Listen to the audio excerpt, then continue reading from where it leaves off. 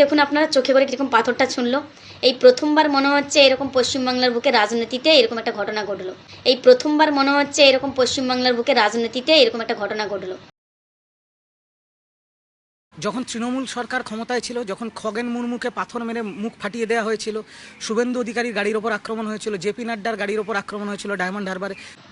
অভিষেক দাকে আমি একটা কথা বলতে চাই ছোট বোন হিসেবে, যে বা যার নেতৃত্বে চক্রান্ত করে আপনার উপরে আক্রমণটা করা হয়েছে, আপনাকে যুবনেতা হওয়ার জন্য আরো এক ধাপ এগিয়ে দিল, ওরাই এগিয়ে দিল। কয়েক সেকেন্ডের মধ্যে হেলমেট কোথা থেকে এলো, কার কাছে ছিল, আর কেনই বা ছিল? সেটা কি আগে থেকেই নিরাপত্তা ব্যবস্থার অংশ ছিল, নাকি পরিস্থিতি আঁচ করে রাখা হয়েছিল, নাকি এই ঘটনাটা পুরোটাই সাজানো নাটক? আজ রাজ্যের রাজনৈতিক পরিসরে যে ঘটনাটি সবচেয়ে বেশি আলোচনার কেন্দ্রবিন্দুতে, তা হলো সোনারপুরে অভিষেক ব্যানার্জিকে ঘিরে তৈরি হওয়া উত্তেজনা, বিক্ষোভ এবং পরবর্তী রাজনৈতিক প্রতিক্রিয়া। আর এই ঘটনার পরেই সামনে এসে প্রতিবাদী ভঙ্গিতে বক্তব্য রাখেন অষ্টমী গিরি। তিনি দাবি করেছেন পশ্চিমবঙ্গের রাজনীতিতে এই ধরনের ঘটনা নাকি প্রথমবার ঘটল।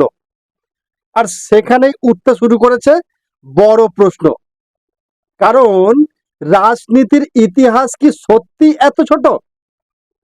আজ যারা বলছেন এই ঘটনা নজিরবিহীন, তারা কি সত্যি অতীত ভুলে গেছেন, নাকি সুবিধা মতো ভুলে যাওয়ার চেষ্টা করছেন? আর এখানেই অষ্টমী গিরির পুরো বক্তব্য ভেঙে পড়তে শুরু করে। কারণ আজ আর শুধু বিজেপি বা বিরোধীরা প্রশ্ন তুলছেন না, প্রশ্ন তুলছেন সেই মানুষও যিনি একসময় তৃণমূলের অন্যতম মুখপাত্র ছিলেন।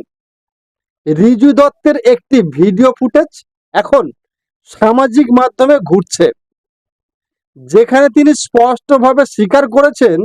দেখুন, একটা কথা আমি পরিষ্কারভাবে বলি, রাজনৈতিক আঁকচাঁকচির মধ্যে আমি যাব না। যখন তৃণমূল সরকার ক্ষমতায় ছিল, যখন খগেন মুর্মুকে পাথর মেরে মুখ ফাটিয়ে দেওয়া হয়েছিল, শুভেন্দু অধিকারীর গাড়ির ওপর আক্রমণ হয়েছিল, জেপি নাড্ডার গাড়ির ওপর আক্রমণ হয়েছিল ডায়মন্ড হারবারে, তখন তৃণমূলও বলেছিল জনরোষ। আর এখন যখন তৃণমূলের নেতৃত্ব মার খাচ্ছে, তখন বিজেপি বলছে জনরোষ। এটা পলিটিক্যাল ন্যারেটিভ। রিজু দত্তের বক্তব্যের সারমর্ম খুবই পরিষ্কার। তিনি বলছেন এটা আসলে রাজনৈতিক ন্যারেটিভের খেলা। ক্ষমতায় থাকলে এক ব্যাখ্যা, বিরোধী হলে আরেক ব্যাখ্যা। তাহলে অষ্টমী গিরির কাছে প্রশ্ন, আপনি যখন বলছেন যে এই ঘটনা পশ্চিমবঙ্গে প্রথমবার ঘটেছে, তাহলে খগেন মুর্মুর ঘটনা কোথায় ছিল? শুভেন্দু অধিকারের উপর হামলার অভিযোগ কোথায় গেল? জেপি নাড্ডার কনভয়ের উপর আক্রমণের ঘটনা কোথায় গেল?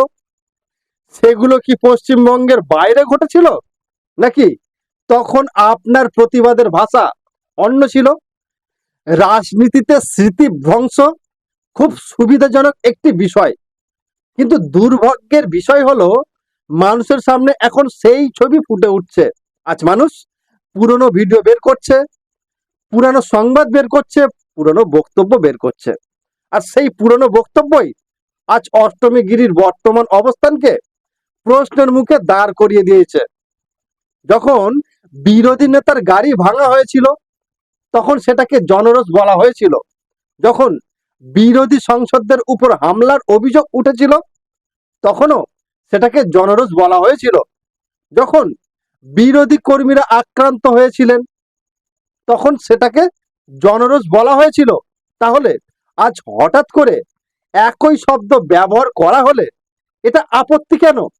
নাকি জনরস শব্দটি শুধু তখনই গ্রহণযোগ্য যখন সেটি রাজনৈতিকভাবে সুবিধাজনক?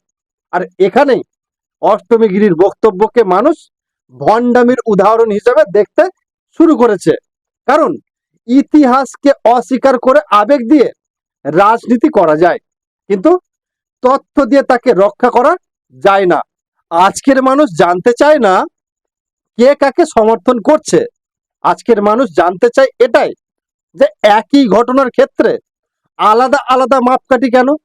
যদি বিরোধী নেতার উপর হামলা জনরস হয়ে থাকে, তাহলে তৃণমূল নেতার উপর বিক্ষোভও কি জনরস নয়? আর যদি আজকের ঘটনাকে গণতন্ত্রের উপর আক্রমণ বলা হয়, তাহলে অতীতের ঘটনাগুলোকে কি বলা হবে? এই প্রশ্নগুলোর উত্তর না দিয়ে শুধুমাত্র আবেগঘন বক্তৃতা দিলে রাজনৈতিক কর্মীরা হাততালি দিতে পারে, কিন্তু সাধারণ মানুষ সন্তুষ্ট হয় না। সাধারণ মানুষ উত্তর চায়, আর সেই উত্তর যতদিন মিলছে ততদিন অষ্টমী গিরির বক্তব্যের চেয়েও রিজু দত্তের স্বীকারোক্তি অনেক বেশি অস্বস্তিকর হয়ে থাকবে। পশ্চিমবঙ্গের রাজনৈতিক ইতিহাস খুলে দেখলে দেখা যাবে বিভিন্ন সময় বিভিন্ন দলের নেতা, কর্মী, সমর্থক আক্রমণের শিকার হয়েছেন। কখনো সভা মঞ্চে হামলা হয়েছেন, কখনো গাড়ি ভাঙচুর হয়েছেন, কখনো রাজনৈতিক সংঘর্ষে প্রাণও পর্যন্ত গিয়েছে। আবার বাম আমল থেকে শুরু করে তৃণমূল আমল পর্যন্ত রাজনৈতিক হিংসার অসংখ্য নজির সংবাদ মাধ্যমের পাতায় নথিভুক্ত রয়েছে। তাহলে প্রশ্ন হচ্ছে, অষ্টমীগিরি যখন বলছে এই প্রথম, তখন তিনি কি তথ্য যাচাই করে বলছেন, নাকি রাজনৈতিক আবেগের বশে এমন মন্তব্য করছেন? আর এখানেই মূল বিতর্ক। কারণ একজন রাজনৈতিক ভাষ্যকার বা জনসমক্ষে পরিচিত মুখ যখন কথা বলেন, তখন তার বক্তব্যের সঙ্গে দায়িত্ব জড়িয়ে থাকে। কিন্তু এখানে মনে হচ্ছে তথ্যের থেকে বেশি গুরুত্ব পাচ্ছে পক্ষপাত।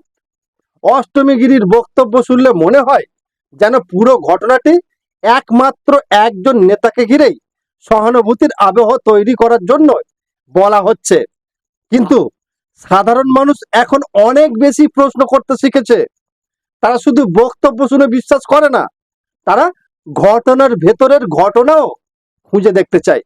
যেমনটা রিজু দত্তের কথা তুলে ধরা হলো। সোনারপুরের ঘটনায় যা যা সামনে এসেছে তা নিয়ে ইতিমধ্যেই নানা আলোচনা শুরু হয়েছে। কোথাও ডিম ছোড়া হয়েছে, কোথাও ধাক্কাধাক্কির অভিযোগও উঠেছে, কোথাও আবার নিরাপত্তা ব্যবস্থা নিয়ে প্রশ্ন উঠেছে। সংবাদ মাধ্যমে প্রকাশিত প্রতিবেদন অনুযায়ী পরিস্থিতি উত্তপ্ত হয়ে ওঠার পরে অভিষেক বন্দ্যোপাধ্যায়কে হেলমেট পরে থাকতে দেখা যায়। আর এখানেই সামাজিক মাধ্যমে শুরু হয়েছে নানান প্রশ্ন। সেই প্রশ্নগুলোর উত্তর কি কেউ দিয়েছে? এখন মানুষ জানতে চাইছে। যদি পরিস্থিতি এতটাই হঠাৎ হয়ে থাকে, তাহলে কয়েক সেকেন্ডের মধ্যে হেলমেট কোথা থেকে এলো, কার কাছে ছিল, আর কেনই বা ছিল? সেটা কি আগে থেকেই নিরাপত্তা ব্যবস্থার অংশ ছিল, নাকি পরিস্থিতি আঁচ করে রাখা হয়েছিল, নাকি এই ঘটনাটা পুরোটাই সাজানো নাটক? এই প্রশ্নগুলোর উত্তর এখনো সাধারণ মানুষের কাছে পরিষ্কার নয়। আবার আরেকটি প্রশ্ন আরো বেশি আলোচনায় এসেছে। যদি একজন শীর্ষ পর্যায়ের নেতার উপর হামলার আশঙ্কা এতটাই প্রবল হয়ে থাকে, তাহলে গোয়েন্দা রিপোর্ট কোথায় ছিল? নিরাপত্তা বলয় কেন সেইভাবে প্রস্তুত ছিল না? কেন এমন পরিস্থিতি তৈরি হলো যেখানে একজন জাতীয় স্তরের নেতা কার্যত জনতার মধ্যে আটকে পড়লেন? এই প্রশ্নগুলো রাজনৈতিক প্রতিপক্ষ নয়, সাধারণ মানুষও করছে। আর প্রশ্ন করার অধিকার গণতন্ত্রে সবার আছে। এরপর আসে হাসপাতাল বিতর্ক। ঘটনার পরে তাকে একাধিক হাসপাতালে নিয়ে যাওয়া হয়েছিল বলে সংবাদ মাধ্যমে দাবি করা হয়েছে। আবার কিছু রিপোর্টে বলা হয়েছে প্রথম হাসপাতালে ভর্তি রাখার প্রয়োজন মনে করা হয়নি। এখানেও মানুষের প্রশ্ন, যদি ঘটনাটা এতটাই গুরুতর হয়, তাহলে চিকিৎসকদের প্রাথমিক পর্যবেক্ষণ কি বলেছিল? যদি গুরুতর না হয়, তাহলে এত বড় রাজনৈতিক বার্তা কেন তৈরি হলো? আর যদি সত্যিই গুরুতর হয়, তাহলে প্রথম হাসপাতাল কেন ভর্তির প্রয়োজন দেখলো না? তাহলে কি বিদেশে গিয়ে চিকিৎসার প্রয়োজন ছিল? এই প্রশ্নগুলোর নির্দিষ্ট ব্যাখ্যা এখনো জনসমক্ষে স্পষ্ট নয়। কিন্তু সবচেয়ে বড় বিষয় হলো অষ্টমীগিরির বক্তব্যে যেন এই প্রশ্নগুলোর কোনো স্থানই নেই। তিনি সরাসরি একটি রাজনৈতিক বয়ান প্রতিষ্ঠা করতে চাইছেন। তিনি বলছেন এই আক্রমণ নাকি অভিষেক বন্দ্যোপাধ্যায়কে আরো বড় যুবনেতা বানিয়ে দিল। অষ্টমীগিরির এই ধরনের বক্তব্য অভিষেক বন্দ্যোপাধ্যায়কে আরেকটি সোনারপুরের ঘটনার উস্কে দেওয়ার বার্তা নয় তো? তাই মানুষ এখন পাল্টা প্রশ্ন করছেন, একজন নেতা কি জনতার ক্ষোভের মুখে পড়লে তবেই বড় হন, নাকি মানুষের আস্থা অর্জন করলে বড় হয়? একজন নেতা কি সহানুভূতির রাজনীতিতে বড় হন, নাকি কাজের রাজনীতিতে বড় হন? আর এখানেই অষ্টমীগিরির বক্তব্যকে অনেকেই রাজনৈতিক চাটুকারতার উদাহরণ হিসাবেই দেখছেন। কারণ তিনি পুরো ঘটনাটিকে বিশ্লেষণ করার বদলে প্রায় একপাক্ষিক প্রশংসার ভাষায় তুলে ধরার চেষ্টা করছেন, যাতে দলের তরফে তাকে বেশি করে প্রায়োরিটি দেওয়া যায়। কিন্তু গণতন্ত্রের সবচেয়ে গুরুত্বপূর্ণ বিষয় হলো প্রশ্ন, আর সেই প্রশ্ন যদি ক্ষমতাসীনদের উদ্দেশ্যে করা না যায়, তাহলে গণতন্ত্র দুর্বল হয়ে যায়। আজ মানুষ জানতে চায় সোনারপুরের ঘটনার আগে গোয়েন্দা সতর্ক ছিল কিনা, নিরাপত্তা ব্যবস্থার ব্যর্থতা ছিল কিনা, কেন পরিস্থিতি এতদূর গড়ালো, কেন পুলিশ যথাসময়ে নিয়ন্ত্রণে আনতে পারলো না, কেন রাজনৈতিক দলগুলো ঘটনার নিরপেক্ষ তদন্তের বদলে তৎক্ষণাৎ রাজনৈতিক মাইলেজ নেওয়ার লড়াইয়ে নেমে পড়ল। এবং সবচেয়ে বড় প্রশ্ন, কেন অষ্টমীগিরির মতো কিছু মুখ বারবার তথ্যের বদলে আবেগের উপর দাঁড়িয়ে রাজনৈতিক বয়ান তৈরি করার চেষ্টা করেন? আজকের রাজনীতিতে মানুষ আর শুধু বক্তৃতা শুনে সিদ্ধান্ত নেয় না, মানুষ ভিডিও দেখেন, মানুষ পুরনো ইতিহাস খুঁজে দেখেন, মানুষ আগের বক্তব্যের সঙ্গে বর্তমান বক্তব্য মিলিয়ে দেখেন। তাই এই প্রথম এই ধরনের মন্তব্য করার আগে ইতিহাসের পাতাগুলো একটু উল্টে দেখা দরকার আছে অষ্টমীগিরির। কারণ পশ্চিমবঙ্গের রাজনৈতিক ইতিহাসে সংঘর্ষ, হামলা, বিক্ষোভ এবং জনরোষ এসব নতুন কিছু নয়। নতুন যদি কিছু হয়ে থাকে তাহলে সেটা হলো মানুষের প্রশ্ন করার সাহস। আর সেই প্রশ্নের মুখেই আজ সবচেয়ে বেশি চাপে পড়েছে অষ্টমীগিরির বক্তব্য। কারণ রাজনৈতিক আনুগত্য থাকতে পারে, মতাদর্শ থাকতে পারে, সমর্থনও থাকতে পারে, কিন্তু তথ্যকে অস্বীকার করে কোনো বক্তব্য দীর্ঘদিন টেকে না। আর আজকের দর্শক সেই তথ্যই খুঁজছেন। সেই কারণেই সোনারপুরের ঘটনা যতটা না আলোচনায় এসেছে, তার থেকেও বেশি আলোচনায় উঠে আসছে অষ্টমীগিরির এই সকল মন্তব্য, যেখানে তিনি একটি বিতর্কিত ঘটনাকে ইতিহাসের প্রথম ঘটনা হিসেবে তুলে ধরার চেষ্টা করেছেন। আর সেখানেই তৈরি হয়েছে সবচেয়ে বড় প্রশ্ন, এটা কি সত্যি রাজনৈতিক বিশ্লেষণ, নাকি শুধুই রাজনৈতিক প্রশংসা গান? আর আপনাদের মতামত কি, সেটা অবশ্যই কমেন্টে লিখতে ভুলবেন না। ভিডিওটি বেশি বেশি করে শেয়ার করুন, চ্যানেলে নতুন হলে সাবস্ক্রাইব করে পাশে থাকুন।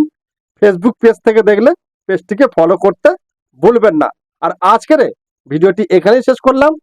সকলে ভালো থাকবেন, সুস্থ থাকবেন এবং নমস্কার।